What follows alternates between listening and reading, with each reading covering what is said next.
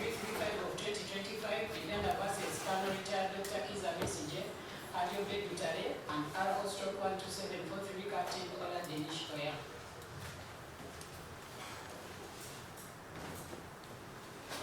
Together with my land friend, Richard Birevumbuka, Chief State Attorney for the prosecution.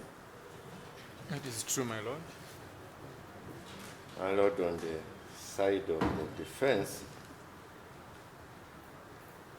on state brief is my land friend, Sylvia Namaweje Ebitu. That's true, my lord. My lord, there is Sarah Awelo and Julius Sebwambala, all are assessor, that is Sarah Bavirie, in court. And my lord, for the accused persons present in court this morning is A2 Haji Obeid Lutale and A3, that is Captain Ola Denish Oya. My lord, A1 is not present in court. And the last time this honorable court was in session, this court had advised that a report be given to this honorable court as to his whereabouts and condition. My lord, the prosecution at the time this honorable court adjourned to today had a witness, prosecution witness number 1, Andrew Wilson, in the dock. And my lord, this morning this witness is also present in dock. And we are ready to proceed, my lord. Prison that indicates that everyone is in Mulago Hospital. However,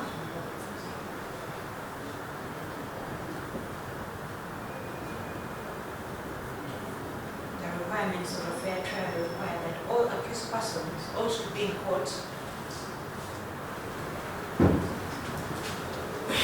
for proceedings to go on.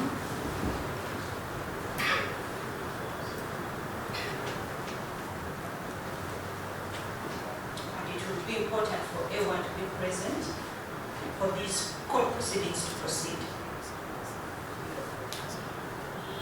My lord, prisons has indicated that it's admitted, but I think what is important for guidance of court would be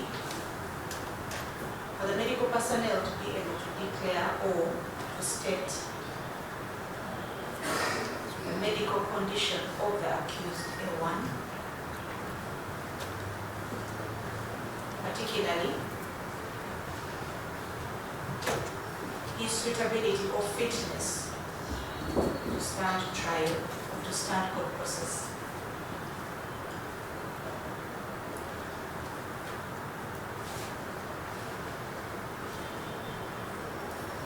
I therefore pray that this honorable court be pleased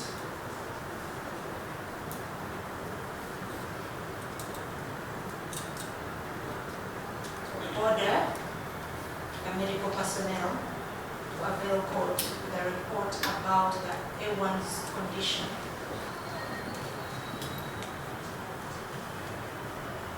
To stand trial so that we'll be guided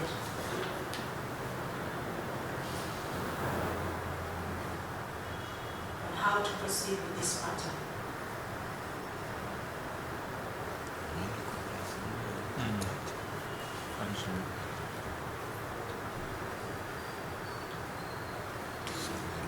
Because his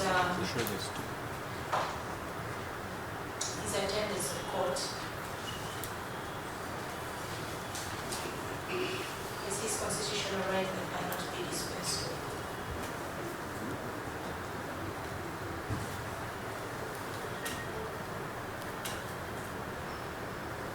So pray, my Lord.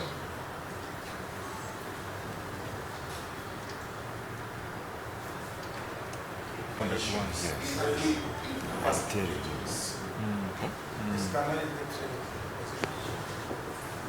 We saw the accused, one of the accused persons raising his hand. Thought maybe we would respond once. I will give him.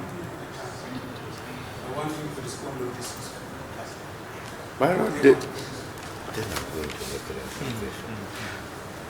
My lord, we have had submission from the State Brief Council about the need to have medical personnel furnish court with the health status of A1 in order to guide this honorable court.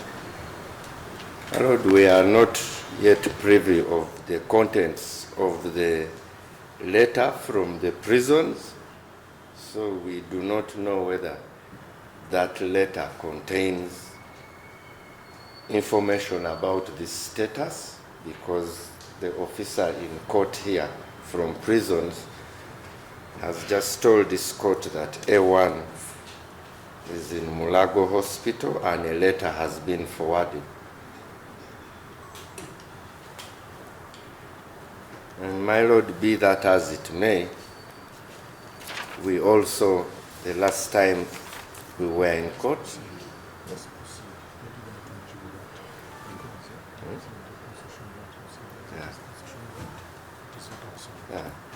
my lord, the last time we were in court, we also prayed that we will proceed to respond to the status of the accused person.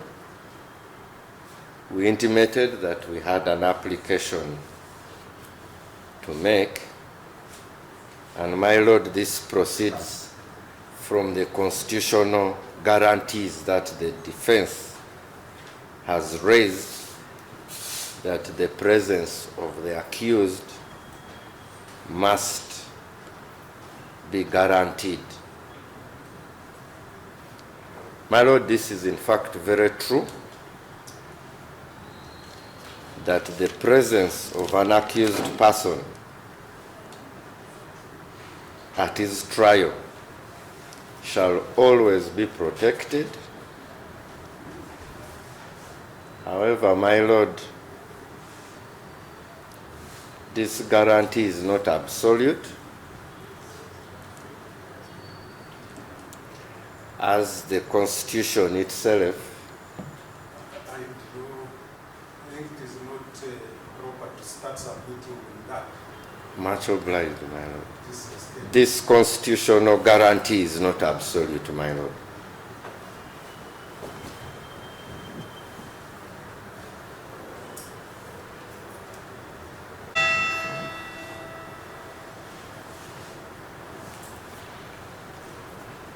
Let me hear from A2. Thank you, my lord. Lutale. A2 in this matter. My lord, I want to make my position clear to this court this morning. When we are giving instructions to our lawyers, we gave joint instruction to our legal team that has been representing us. But as of now, our lead counsel, who was Madam Counsel Madam Karua, was deported and denied entry back into the country. The second in command to Martha, Counsel Elias Rufago, was abducted, tortured, and now in prison. The remaining lawyers are intimidated, threatened, and are now scattered. The last information I heard about Kizza has already run out of the country because of the intimidation. So, on the issue of our representation this matter, we have our application 248, which I think will solve our representation, our representation in this matter. The state-appointed lawyers here don't have our instructions or my instructions. So, my Lord, my prayer is to have my or our preferred lawyers so that we get a free and fair trial. Thank you.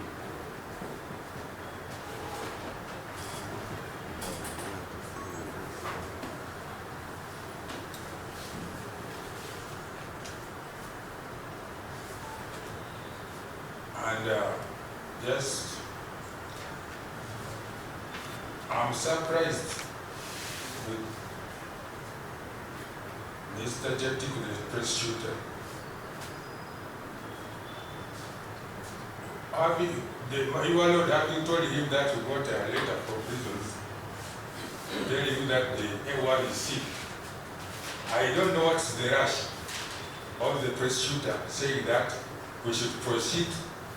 And I had Madam Counsel here telling her that it's up his constitutional right to be around when his case is being heard.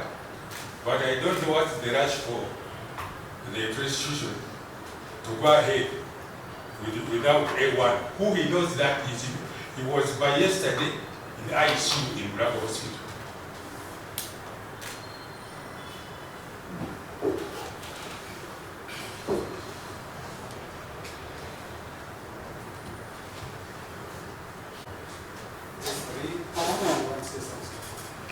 Yes, my Lord. Very good morning. Captain Dennis for your order. Entering in this case. I would like to report to this court that this morning I was with my counsel Simon Subuga within this court. But because he had some other commitment in another court, he had gone but said he will come back. So I would like to reiterate my earlier communication to this court that I gave my instruction to these lawyers on state brief to work together with my other two lawyers. That is counsel Simon Subuga and counsel Anifa Namakula. I would like this position to be on court record. Thank you, my Lord.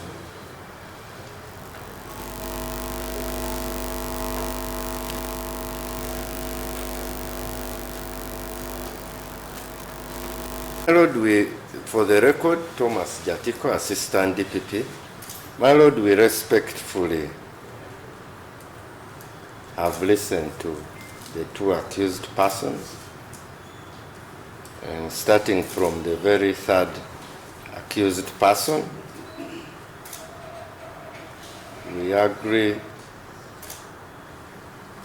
In fact, we have no choice, but he has given his wishes as to the lawyers on state brief, working with his two lawyers, Simon Subuga and Hanifa Namakula. And we are ready to proceed. My Lord, as for the submission of A2, in fact, the prosecution did agree with him that the presence of an accused person is very vital to proceedings in a court such as the one we are in. We fully agree with him. And in fact, it was our submission that this guarantee is protected under the Constitution, but it is not absolute.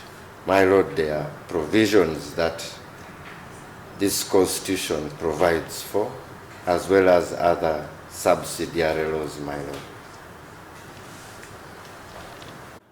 The submissions, post-prosecution, and lawyers on state brief.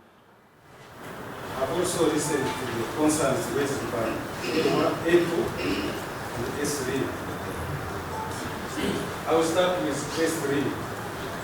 That's true, it is on record. You told the court that you are a lawyer by the names of counsel Soga will handle this matter with lawyers on state leave. I think that one court granted that. It was resolved. For A2, the issue of legal representation and the pending application, court pronounced itself on the same. For A1, who is not present in court, Assistant Superintendent of Prison has informed the court that A1 is still in Mulago, and that there is a letter which was sent to court. True, the letter is on court record. It's dated 3rd of this month. This letter from prison, there is a medical report which is attached, confirming that the accused, that is A1, indeed is still admitted in Mulago. For the details as per the Constitution, it's not, it is confirming that indeed A1 is admitted in Mulago. I will now turn to what counsel Nama, which is really counsel for the state leave has told the court, that shows the person has a right to be present in the court. Assistant is saying that true, that the person has a right to be present.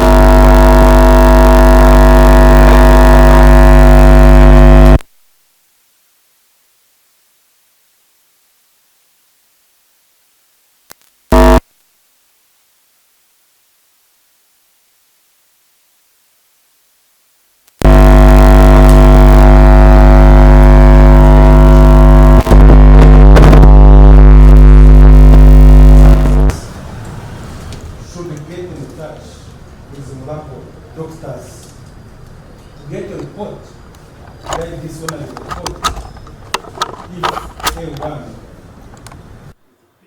stand the trial. 2, the medical report from Mulago through the prisons will guide this court that indeed A1 who has been admitted is fit to stand trial. So this one I report therefore is directing the prison officers to get that report specifically in respect of whether or not the accused A1 can stand trial. Lastly, if that report is available to this one of the court, then at the moment I'm giving this case 2 weeks adjournment. If we get that report, we shall proceed with hearing on 18th of this month and so on.